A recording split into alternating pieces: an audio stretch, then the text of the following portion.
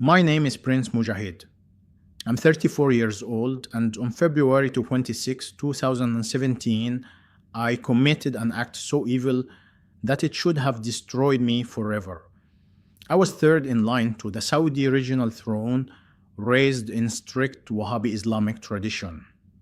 I set fire to a church full of innocent Christians, planning to watch them all burn alive. That's when Jesus revealed himself to me.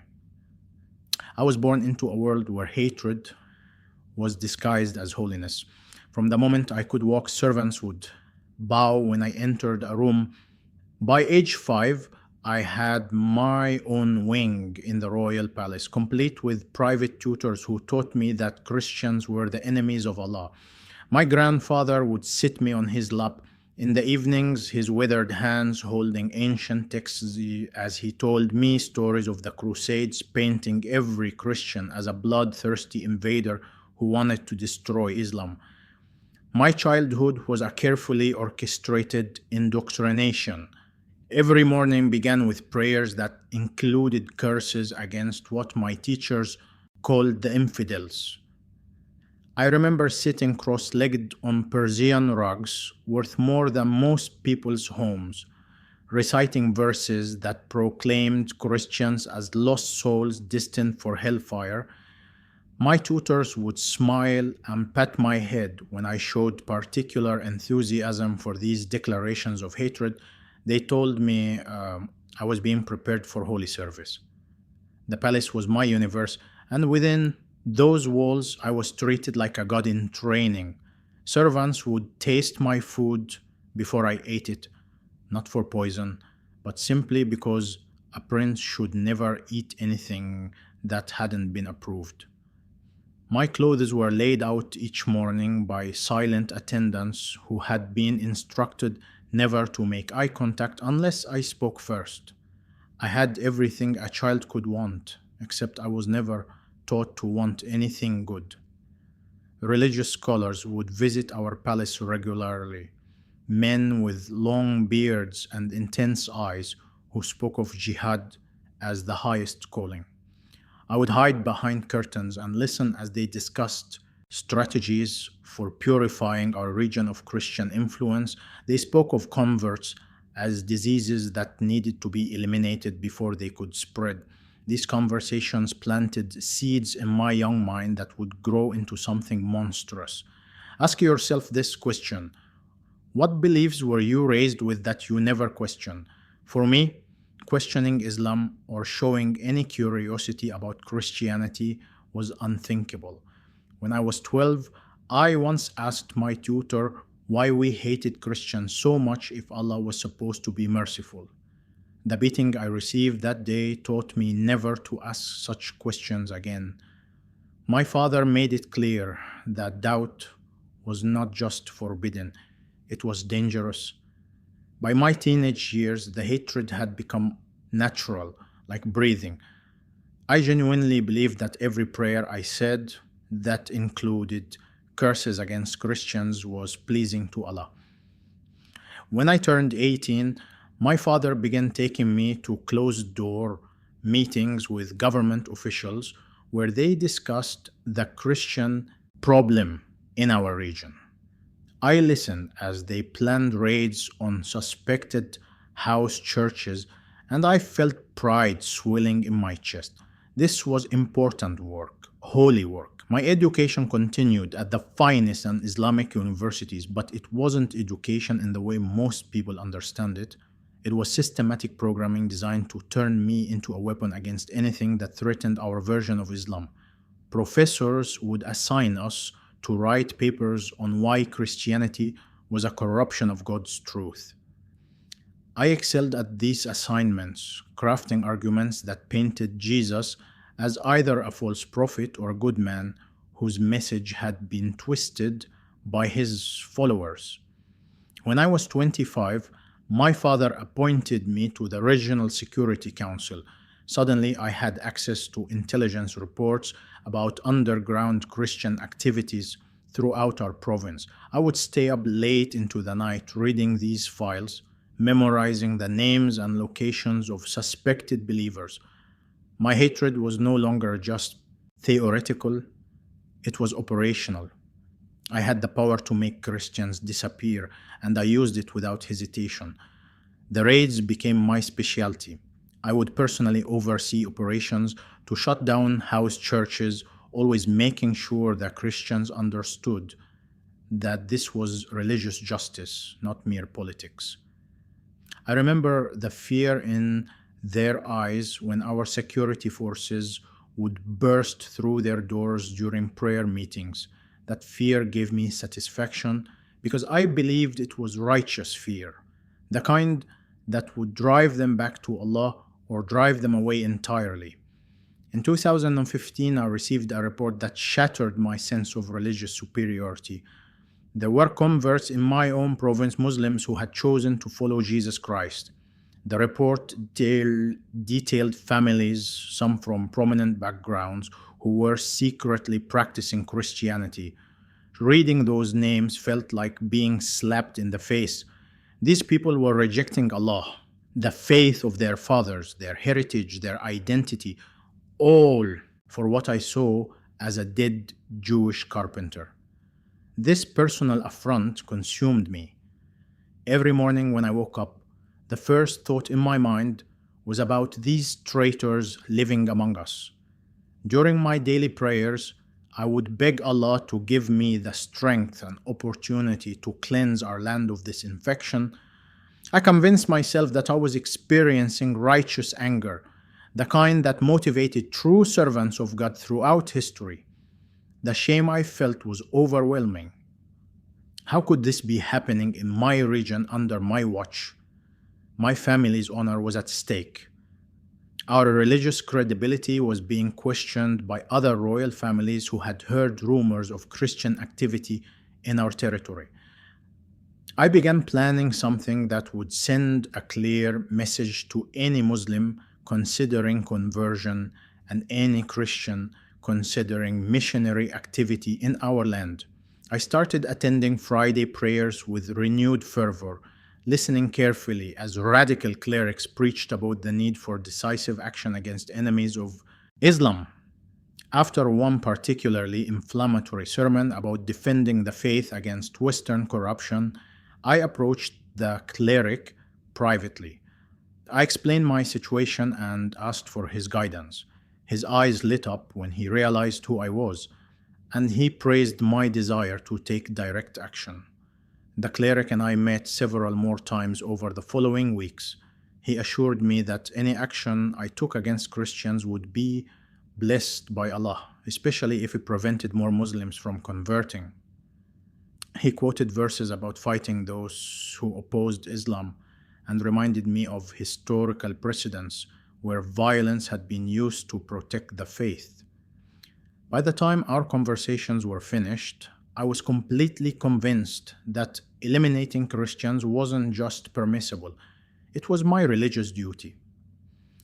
I had crossed a line in my thinking where I no longer saw Christians as human beings deserving of basic dignity.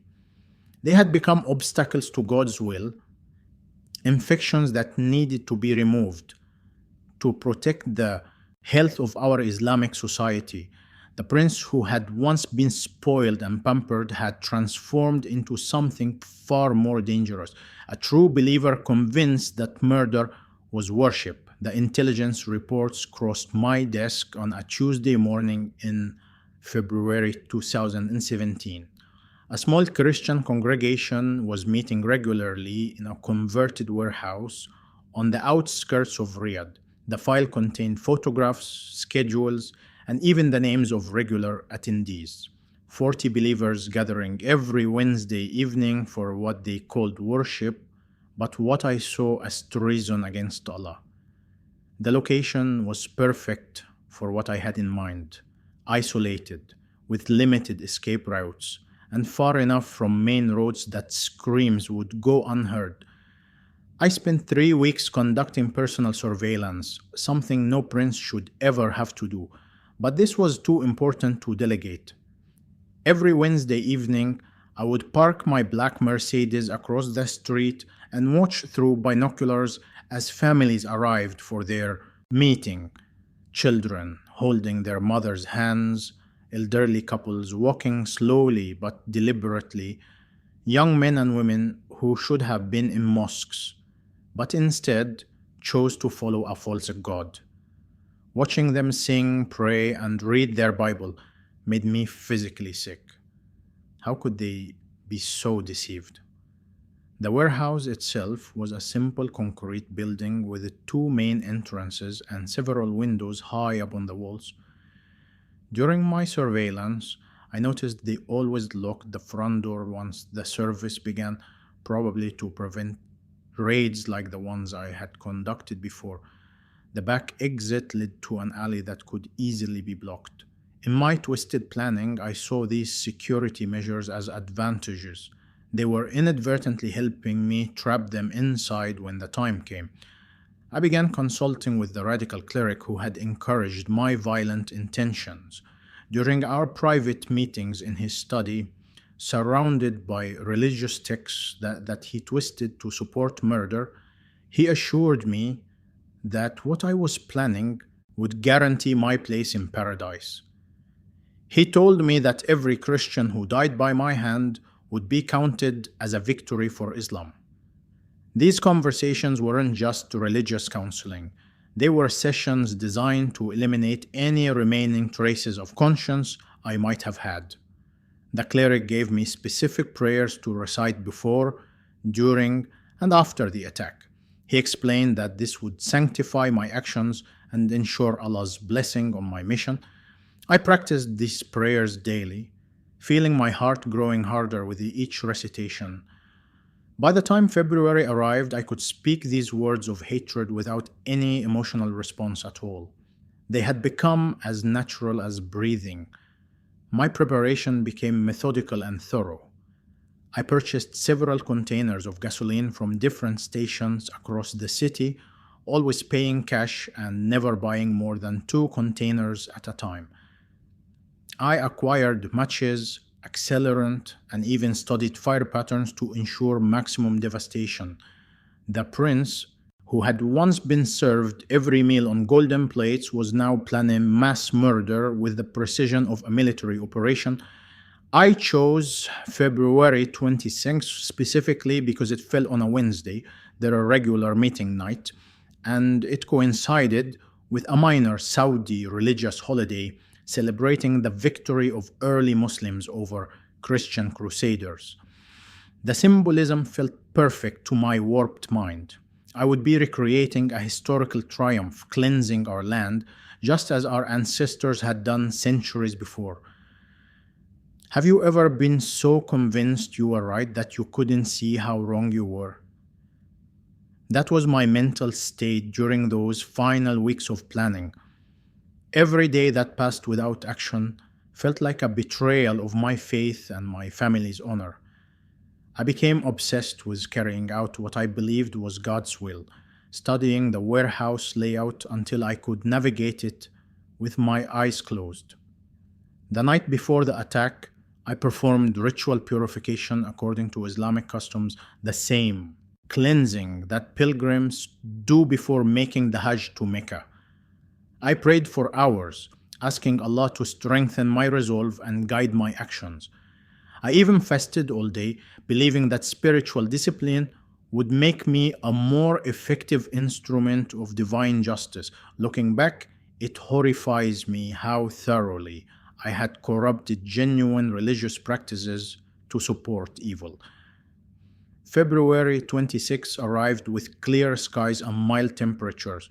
I woke before dawn for morning prayers, kissing the Quran, as I had done thousands of times before, believing I was preparing for the most righteous act of my life. My brother, a fellow prince who knew about my plans, called to encourage me and remind me that our family's honor depended on decisive action. His final words to me were, "Make them pay for insulting Allah." I spent the day in nervous energy, checking and rechecking my supplies. 3 containers of gasoline sat in the trunk of my car, along with matches, rags, and a small container of accelerant I had acquired from construction contacts. Everything was ready. I had even written a letter to be delivered to my father after the attack, explaining my actions and asking for his blessing on what I had done in defense of our faith. As evening approached, I made my final preparations. I dressed in dark clothing that wouldn't show stains or attract attention. I performed ablution one more time and recited the prayers the cleric had taught me. Standing in my palace bathroom, looking at myself in mirrors that had reflected generations of royal faces, I saw what I believed was a holy warrior preparing for sacred battle. The drive to the warehouse felt like the longest journey of my life. Every traffic light seemed to take forever. Every turn brought me closer to what I was convinced would be my greatest service to Allah. I arrived at 7:30 p.m. and parked in the same spot I had used during my surveillance. The familiar scene unfolded exactly as I had observed for 3 weeks: families arriving, greetings exchanged, children playing briefly before being called inside. I could hear them singing hymns through the thin walls of the warehouse, and instead of recognizing the beauty of human voices raised in worship, all I felt was rage. These people were defying everything I had been taught was sacred. Their very existence in my territory felt like a personal insult to my family and my faith. I sat in my car, hands gripping the steering wheel until my knuckles turned white, waiting for the perfect moment to begin what I believed would be God's judgment. At 8:15 p.m., I opened my trunk and began removing the gasoline containers. My hands were steady, my breathing controlled. 3 weeks of surveillance had shown me that they would be deep in their service by now, focused on their prayers and unlikely to notice activity outside. This was the moment I had been preparing for, the culmination of months of planning and a lifetime of indoctrination. Well, I was about to cross a line that should have damned me forever. The gasoline containers felt heavier than they should have as I carried them from my car to the warehouse perimeter. Each step across the gravel parking lot sounded thunderous in my ears, though I knew the singing voices inside would mask any noise I was making. The familiar hymns that had filled me with rage during my surveillance now served as the perfect cover for my approach. I remember thinking that their own worship was helping me destroy them, which felt like divine irony. I began at the back of the building, furthest from the street, where passing cars might notice unusual activity. The concrete walls were old and porous, perfect for absorbing the accelerant I was about to pour. As I unscrewed the first container, the sharp smell of gasoline hit my nostrils. Instead of being repulsed, I felt energized. This was the scent of righteous action, the tool that would cleanse our land of Christian corruption. The liquid splashed against the building's foundation as I poured it in a careful line along the back wall. I had studied fire patterns extensively during my planning, learning how flames would travel and where they would burn hottest. My goal was not just destruction, but complete annihilation. No one inside should survive to tell authorities what had happened or who might be responsible. Moving to the side walls, I could hear individual voices through the concrete. A man was reading from what I assumed was their Bible, his voice carrying the confident tone of someone who believed what he was saying. Children's voices joined in responses, their innocent participation in what I saw as blasphemy, only fueling my determination. These children were being poisoned against Islam, turned into future enemies of Allah before they were old enough to know better. As I circled the building, pouring gasoline with methodical precision, I caught glimpses through the high windows of the congregation inside. Families sat together on simple wooden chairs, their faces illuminated by fluorescent lights and focused on their leader. Some had their eyes closed in prayer, others held books open on their laps. The scene looked peaceful, almost serene. But I had trained myself to see only deception and spiritual warfare. The front entrance required more careful attention since it faced the street. I crouched low as I poured gasoline around the main door, ensuring that anyone trying to escape through this exit would have to run through flames.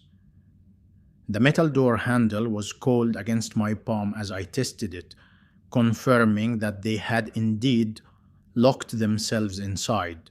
Their security measure designed to keep raiders out was now helping me keep victims in.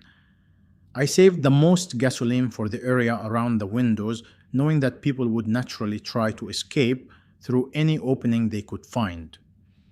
Each window got a thorough dousing, creating what would become walls of fire that no one could pass through. The amount of accelerant I was using guaranteed that the building would be completely engulfed within minutes of ignition. Standing back to survey my work, I felt a surge of satisfaction that still haunts me today. The warehouse was now surrounded by an invisible ring of death, waiting only for the spark that would transform it into an inferno. 40 people inside had no idea that their Wednesday evening worship was about to become their funeral. The thought should have horrified any normal person, but I felt only anticipation. I retrieved the matches from my pocket, a simple book of 20 cardboard sticks that would serve as the instrument of divine judgment. My hands remained perfectly steady as I tore off the first match. All those weeks of preparation, all those prayers asking Allah for strength, all that spiritual conditioning had led to this moment. I was about to become the hand of God's wrath against his enemies. The singing inside had stopped, replaced by the sound of someone speaking in what I assumed was prayer. Perfect timing, I thought. They would be focused inward, seeking their false God's blessing, when my fire would show them the true God's judgment. I struck the first match against the rough, striking surface, and the small flame danced to life in the evening air. The gasoline caught instantly, racing along the building's perimeter faster than I had expected. Within seconds, flames were climbing the walls, creating an orange glow that reflected off nearby buildings. The heat was immediate and intense, forcing me to step backward as the fire found every drop of accelerant I had poured. The warehouse was becoming a furnace, exactly as I had planned. Inside the building, the first sounds of panic began, almost immediately. Someone screamed, then another voice, then a chorus of terror as the congregation realized what was happening. I could hear people shouting instructions to each other, the scraping of chairs being moved, footsteps running toward the exits. But I knew their escape. Routes were blocked by walls of flame that would only grow higher and hotter. The smell of burning concrete and metal mixed with the gasoline fumes, creating an acrid cloud that made my eyes water. But I didn't move from my position across the street. I needed to watch this through to completion to ensure that my mission was successful. This was the culmination of everything I had been raised to believe, the moment when my faith would be vindicated through decisive action. Children's voices joined the chaos inside, high-pitched cries that cut through the deeper shouts of adults. Any normal person would have been moved to help, but I had spent months conditioning myself to see these people as enemies rather than human beings. Their fear was proof that Allah's judgment was being executed correctly. Their panic was evidence that they finally understood the consequences of rejecting the true faith. The flames continued to spread, climbing toward the roof and creeping around the building's corners. Black smoke was beginning to pour from gaps in the concrete, and I could see orange light flickering through the high windows. The warehouse was becoming everything I had envisioned during my planning, an inescapable trap where Christian blasphemy would be consumed by righteous fire. I stood there watching my handiwork, feeling what I believed was divine satisfaction flowing through my veins. The prince, who had been served every meal on golden plates, had become the instrument of God's justice. The child who had been taught that Christians were enemies had grown into a man willing to eliminate them personally. This was my moment of triumph, my proof of devotion, my guarantee of paradise. But as I watched the flames dance higher and the screams grow more desperate, I had no idea that everything I thought I knew about God was about to be shattered forever. The flames were reaching their peak intensity when I first noticed something impossible happening in the sky above.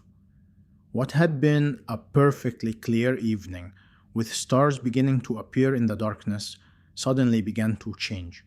Dark clouds were forming directly overhead, swirling into existence as if someone was painting them onto the heavens with invisible brush strokes. But these clouds appeared only above the warehouse, nowhere else in the sky.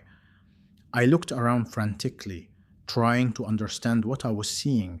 The streetlights illuminated clear air in every direction except directly over the building I had set ablaze. It was as if an invisible dome had been placed over the warehouse, and within that dome, a storm was brewing with supernatural speed. My rational mind tried to find explanations, but everything I had learned about weather patterns and natural phenomena was useless in explaining what was unfolding above me. The first raindrops fell exactly 3 minutes after the clouds appeared. But these weren't ordinary raindrops falling everywhere, they were landing only on the burning building. I watched in growing terror as water began hitting the flames, creating massive clouds of steam that hissed and billowed into the night air. The rain was falling harder now, but when I extended my hand just 5 feet from the building's edge, it remained completely dry. This wasn't natural. This couldn't be natural. I had spent years studying Islamic theology, learning about Allah's power to control the elements, but this felt different. This felt like intervention from a source I didn't recognize, a power that was actively working against what I believed was God's will. The fire I had so carefully planned and executed was being systematically extinguished by rain that defied every law of physics I understood. Within minutes, the flames that had been climbing toward the roof were reduced to smoldering embers.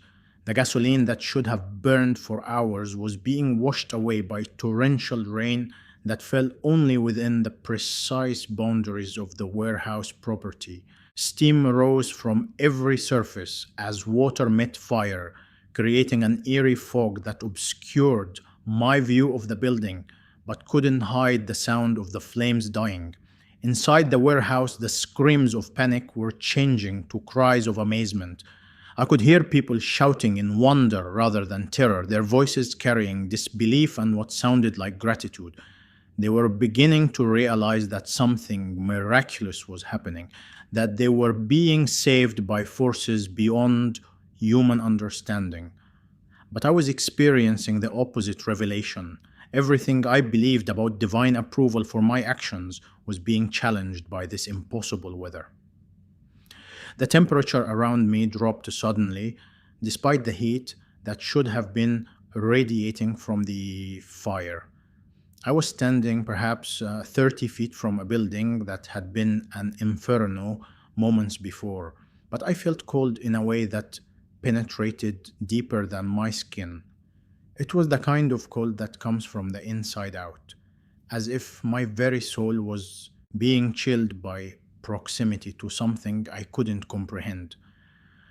That's when I felt the presence. Someone was standing behind me, though I knew I was alone in the parking lot. Every instinct screamed that I was being watched, being evaluated, being seen in a way that went beyond physical sight. I turned around slowly, expecting to find a police officer or a neighbor who had come to investigate the commotion, but the space behind me was empty. Yet the sensation of being observed only grew stronger. The voice came from everywhere and nowhere at once, speaking in perfect Arabic with an authority that made my knees weak. Mujahid, why do you persecute me? The words weren't shouted or whispered. They simply existed in the air around me, resonating through my chest and into my bones. I had never heard this voice before, but somehow I knew it was speaking directly to me, personally and specifically. Who are you? I managed to ask aloud, my voice cracking with fear and confusion. The rain continued to fall on the warehouse while the air around me remained perfectly dry. And now I was having a conversation with an invisible presence who knew my name. Everything rational in my mind was screaming that this couldn't be happening, but the evidence was overwhelming my ability to deny it. I am Jesus whom you are persecuting. The response hit me like a physical blow. Jesus, the name I had been taught to despise, the figure I had been raised to consider either a false prophet or a good man whose message had been corrupted by his followers. But this voice carried absolute authority, the kind of power that made denying its truth impossible. This wasn't the weak, defeated Jesus of my Islamic education. This was someone claiming to be the Son of God himself. Every Christian you've hurt me, the voice continued. And suddenly I understood something that shattered my worldview completely. The raids I had conducted, the families I had torn apart, the believers I had imprisoned and tortured. I hadn't just been persecuting followers of a false religion. I had been attacking someone who was present with them, someone who felt their pain as his own. Light began to surround me. Not the orange glow of fire, but something pure and white that seemed to emanate from no visible source. This light didn't blind me. Instead, it seemed to illuminate things I had never seen before. I could see my own heart as if it were exposed before me. Every act of hatred, every moment of cruelty, every prayer asking Allah to help me hurt innocent people. The sight of my own soul was more terrifying than any physical threat I had ever faced. But within that same light, I sensed something that defied everything I expected: love. Not the conditional love I had known from family members who approved of me only when I met their expectations, but unconditional love that saw every evil thing I had ever done and somehow loved me anyway. This presence knew that I had just tried to murder 40 innocent people, and yet the overwhelming emotion flowing from him toward me was compassion. Look inside your own heart right now. What would you do if perfect love confronted your deepest hatred? I was experiencing something beyond my ability to process. The God I had been raised to fear was absent, but this Jesus was present, and he was nothing like what I had been taught. This wasn't judgment in the way I understood it. This was love so pure that it exposed every darkness in my soul simply by existing near it. My knees gave out and I collapsed onto the wet gravel of the parking lot. The prince who had stood watching his plan unfold with satisfaction was now sobbing uncontrollably, overwhelmed by the presence of someone who should have been my enemy, but felt like everything I had been searching for my entire life. My whole worldview was crumbling in real time. 34 years of indoctrination being undone by 5 minutes in the presence of actual divinity. I can't fight this anymore, I whispered into the night air, though I wasn't sure if I was speaking to Jesus, to Allah, or to myself. The light around me seemed to pulse with approval, and for the first time in my life, I felt truly seen and truly loved simultaneously. The warehouse behind me was now completely dark, the supernatural rain having extinguished every flame, and the people inside were beginning to emerge through doors that should have been blocked by fire. I was about to come face to face with the very people I had tried to murder, and somehow I knew that this encounter would change everything about who I thought I was and what I thought God wanted from me. The first person to emerge from the warehouse was an elderly man with gray hair and kind eyes that immediately found me collapsed in the parking lot. This had to be the pastor I had studied during my surveillance, the leader whose voice I had heard reading scripture just minutes before I lit the match.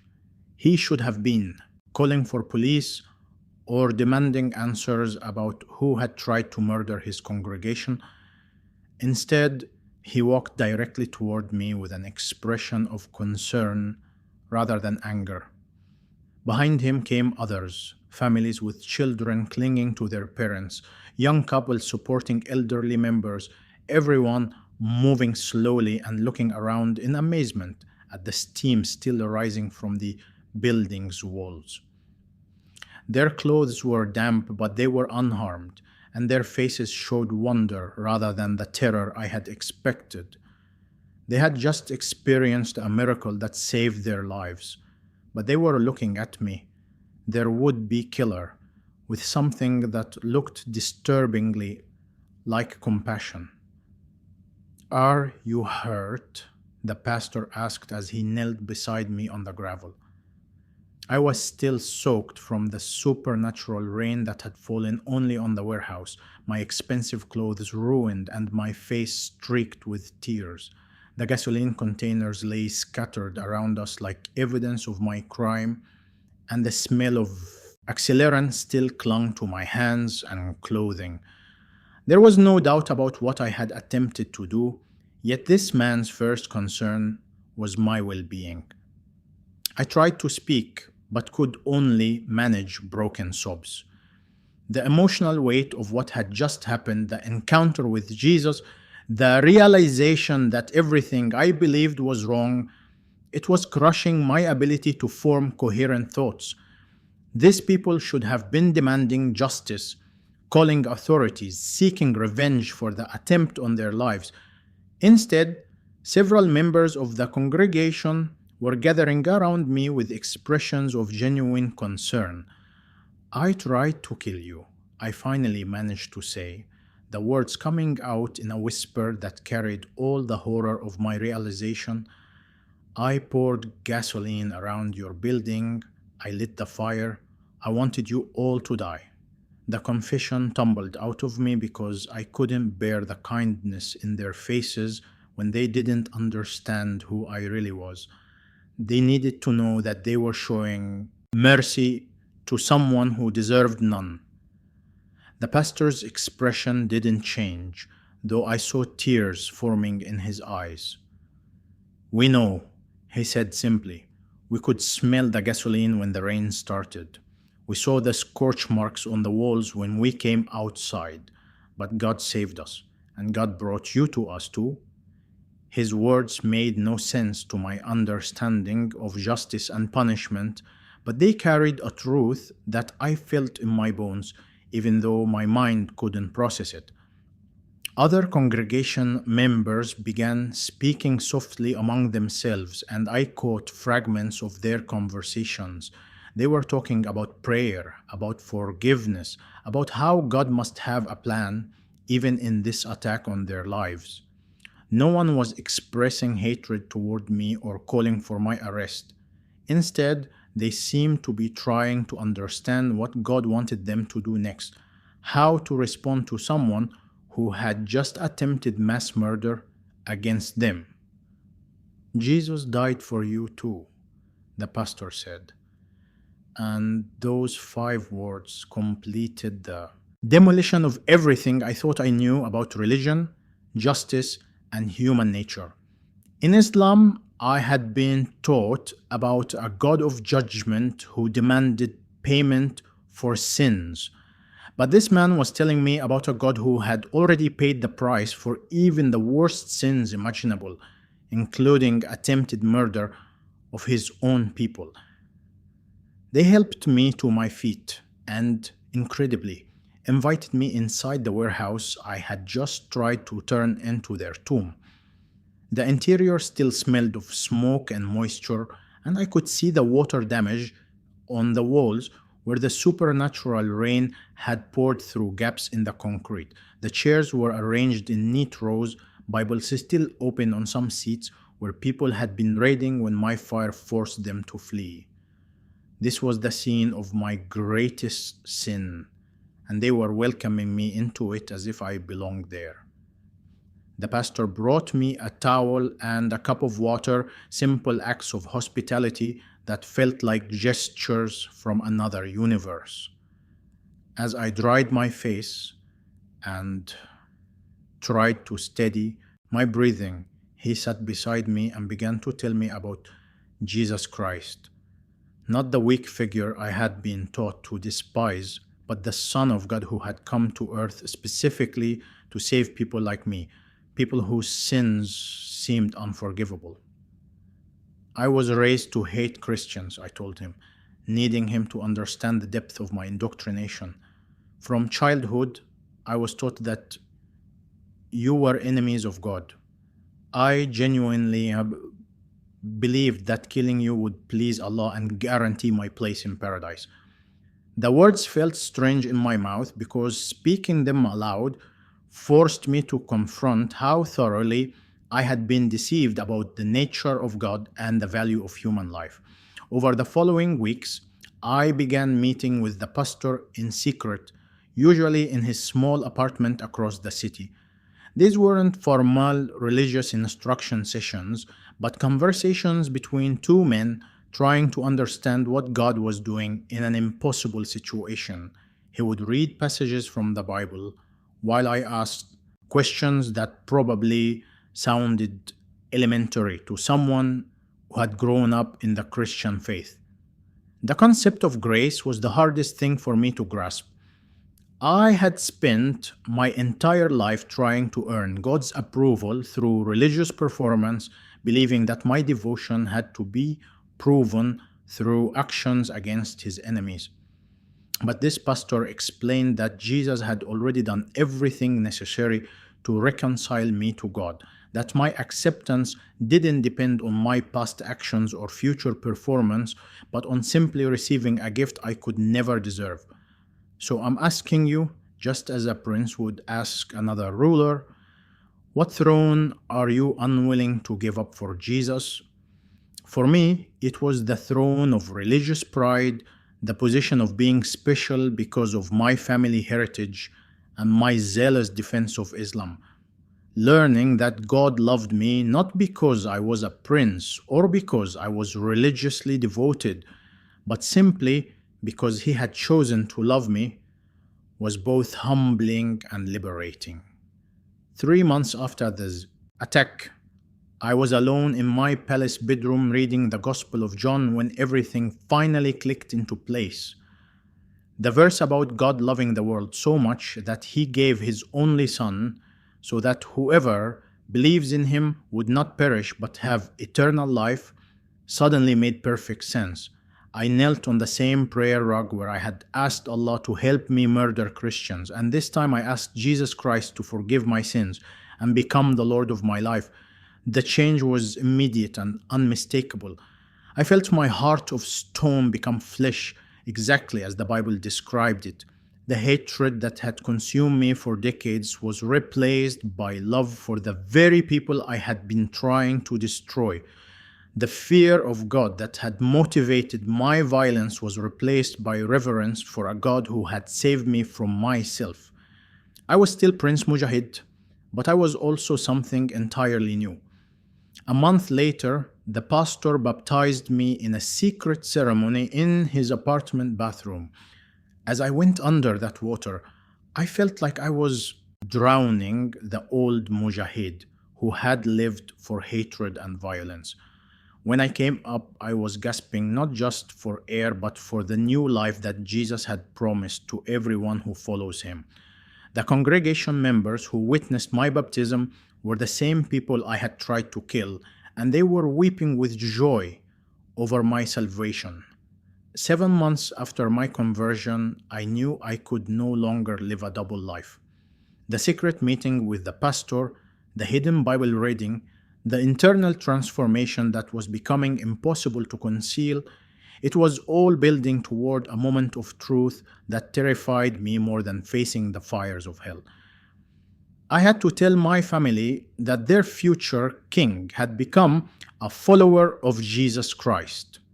I chose to tell my father first, requesting a private audience in his study on a Tuesday evening in September 2017. The room was filled with Islamic calligraphy, ancient Qur'ans, and portraits of our royal ancestors who had fought to establish and defend our Islamic kingdom. I stood before the man who had shaped my entire worldview, surrounded by symbols of everything I was about to reject, and prepared to destroy his heart. Father, I need to tell you something that will change our family forever, I began, my voice trembling despite months of preparation for this conversation. He looked up from the documents he was reviewing, probably expecting news about a marriage proposal or a political appointment. His expression was patient and loving, the look of a father who trusted his son completely. I was about to shatter that trust forever. I have become a Christian. Jesus Christ is my Lord and Savior, and I can no longer pretend to be a Muslim. The words hung in the air like a death sentence.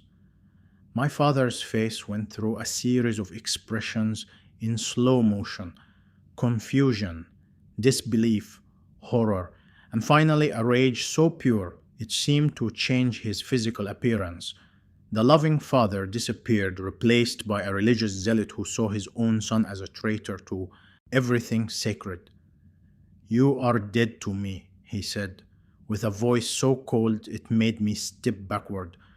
"You are no longer my son, no longer a prince, no longer welcome in this family or this kingdom. Get out of my sight before I do something that will require me to explain your disappearance." His final words to me weren't spoken in anger, but in the calm tone of someone making a business decision. I had become a problem to be eliminated, not a son to be loved. My mother's reaction was different but equally devastating. She wept for 3 days, refusing to eat or speak to anyone, mourning the death of the son she had raised while he stood alive in front of her. My brother, the fellow prince who had encouraged my attack on the church, looked at me with such disgust that I could see him calculating whether he should kill me himself to restore our family's honor. Within 24 hours, I was officially stripped of my title, my inheritance, my palace apartment, and my access to family resources. The prince who had once commanded servants and lived in luxury was suddenly homeless, with only the clothes on my back and a small amount of cash I had managed to withdraw before my accounts were frozen. In one conversation, I had lost my identity, my security, and my earthly family. The death threats began immediately. Former associates who had once bowed in my presence were now calling to inform me that my conversion was an insult to Islam that could only be answered with blood. I received messages detailing exactly how they planned to kill me, where they would dump my body, and what they would do to any Christian who tried to help me. The same people who had praised my religious devotion when I was persecuting Christians now wanted me dead for following Christ. I fled Saudi Arabia with nothing but a suitcase and the phone number of a Christian organization that helped persecuted believers. The journey to Jordan took me through 3 countries where I had to hide my identity and lie about my reasons for traveling. The prince, who had once traveled in private jets with diplomatic immunity, was now sneaking across borders like a common criminal, terrified that my family's influence would reach me before I could find safety. The refugee camps were my introduction to how most of the world actually lives. I spent 8 months in conditions that would have been unimaginable during my palace years: shared tents, rationed food, limited water, and constant uncertainty about the future. But even in those desperate circumstances, I experienced something I had never known as royalty: genuine community with people who cared about my soul more than my status. It was in a Jordanian refugee camp that I met the woman who would become my wife. She was volunteering with a Christian aid organization, helping Muslim converts like me adjust to their new lives as followers of Jesus. Her first conversation with me wasn't about my royal background or my dramatic conversion story. She wanted to know how I was coping with the loss of everything familiar and how she could help me grow in my new faith. Our courtship happened in the most humble circumstances imaginable. Instead of royal banquets, we shared simple meals in the camp mess hall. Instead of palace gardens, we walked between rows of refugee tents. Instead of servants anticipating our every need, we served other displaced people together. I was learning what real love looked like, the kind that sees value in a person rather than their possessions or position. We were married in a simple ceremony at a small church in Amman, with former refugees and aid workers serving as our witnesses. The pastor who performed the ceremony was the same man who had first explained the gospel to me in the warehouse I had tried to destroy. He had flown to Jordan specifically to officiate our wedding, and his presence reminded me how God can turn our greatest failures into our most beautiful redemptions. Starting over in a foreign country with no resources forced me to discover skills I never knew I possessed. The prince, who had never worked a day in his life, learned to install security systems, clean buildings, and guard warehouses during night shifts. Every honest dollar I earned felt like a small victory, proof that my value as a person didn't depend on inherited wealth or royal status. My first speaking engagement happened almost by accident. A small church in Amman asked me to share my testimony during their midweek service, and word spread to other congregations about the former Saudi prince who had tried to murder Christians before Jesus saved him. What started as a single testimony became invitations from churches across the Middle East who wanted to hear how God could transform even the hardest heart. The ministry that emerged from those early speaking opportunities has become my life's work. I now train other Muslim background believers in countries where conversion to Christianity can mean death. We operate safe houses, provide emergency relocation assistance, and offer discipleship programs designed specifically for people living Islam. Every person who finds Jesus through our ministry makes that terrible night in February worth everything it cost me. My relationship with the original church members has become one of the most beautiful parts of my new life. The people I tried to murder have become my closest friends, my spiritual family, my partners in ministry. We regularly have dinner together, pray for each other's families, and work side by side to share the gospel with other Muslims who are seeking truth but afraid of the consequences. The pastor who showed me mercy That first night now serves as my spiritual father, the man I turn to for wisdom when ministry decisions feel overwhelming or family rejection becomes too painful to bear. His wife has become like a mother to me, offering the maternal love I lost when my biological family disowned me. I lost a royal family but gained the family of God, and the trade was worth everything. What is God asking you to give up to follow Him? For me, it was literally everything: title, wealth, family, country, identity, security, future plans, everything that had defined me since birth. But in losing my earthly kingdom, I gained citizenship in the kingdom of heaven. In losing my royal family, I gained brotherhood with Jesus Christ Himself. The crown I lost on earth was nothing compared to the crown waiting for me in heaven. If Jesus can forgive attempted murder, if He can save a prince who tried to burn his people alive, if He can transform hatred into love and violence into ministry, then He can save anyone. No sin is too great, no heart is too hard, no person is too lost for the grace of God. Jesus didn't just save me from hell, He saved me from myself, and He's waiting to do the same for you.